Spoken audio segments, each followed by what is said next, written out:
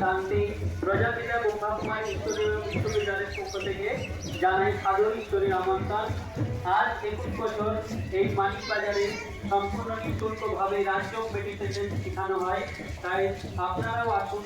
আজকাল শুভ উদ্বোধন এই নতুন ভবনে আসুন, আপনারাও রাজযোগ শিখুন এবং জীবনে সুখ শান্তি ও খুশির আনন্দ উপভোগ করুন। মনে রাখবেন, আমাদের সমস্ত শিক্ষায় নিঃশুল্ক বিনামূল্যে শেখানো হয়। আয়োজন করেছে প্রজাপিতা ব্রহ্মাকুমারী ঈশ্বরীয় বিশ্ববিদ্যালয়ের পক্ষ।